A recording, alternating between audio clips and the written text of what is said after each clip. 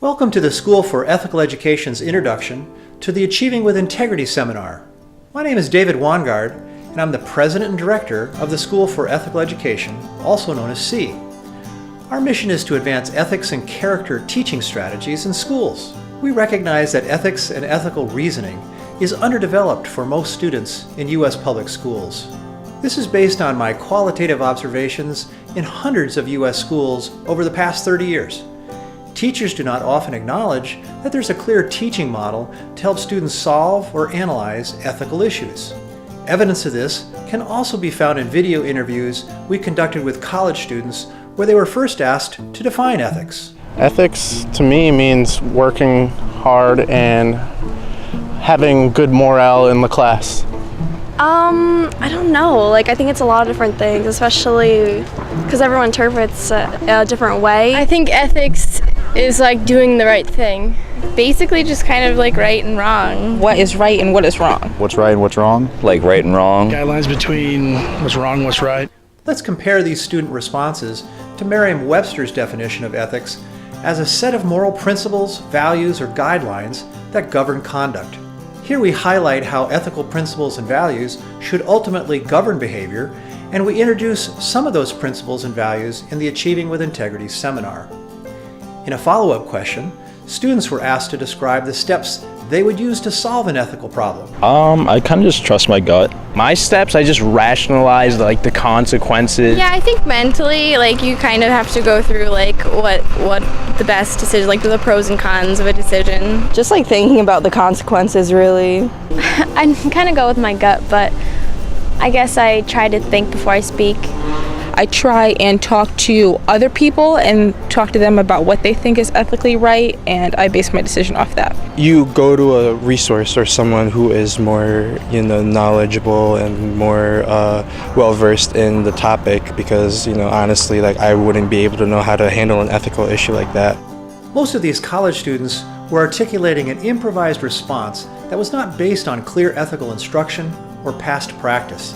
As a society based on self-governance, dependent on well-informed ethical citizens, we must improve our awareness and commitment to teach and practice ethical reasoning as a component of ethical functioning.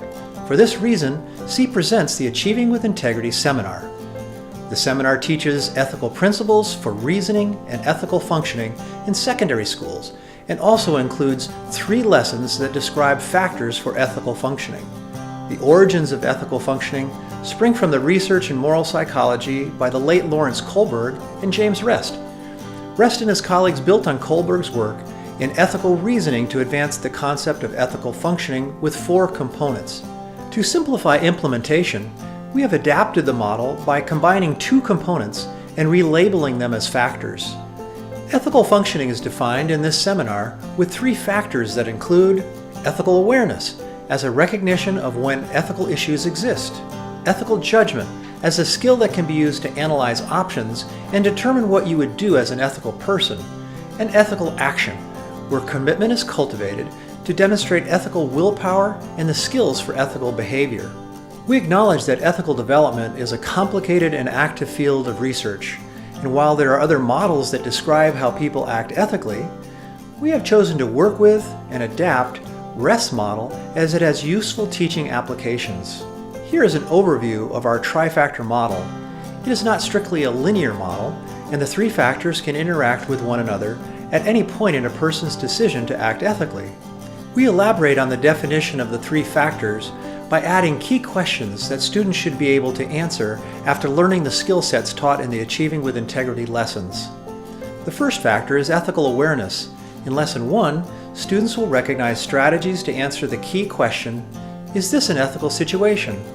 Factor 2 is ethical judgment, where students will recognize steps in their lesson and respond to the key question, what should I do as an ethical person? The third factor is ethical action, where students will recognize the need and the commitment to moral and performance character for ethical action. We describe moral character as ethical willpower and performance character as social or technical skills to act ethically.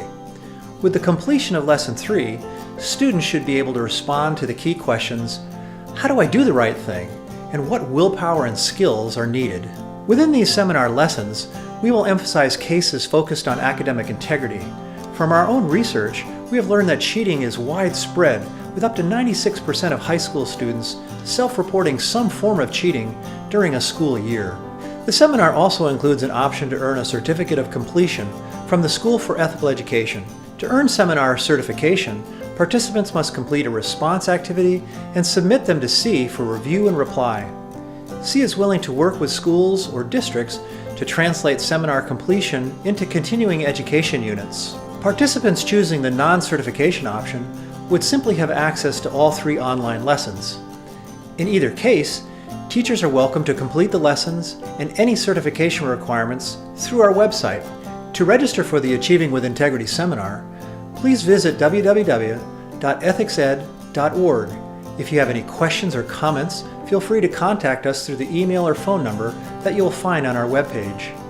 Thank you for completing this introduction to the Achieving with Integrity seminar. We look forward to your registration and hope you'll join us in the mission to keep ethics in action.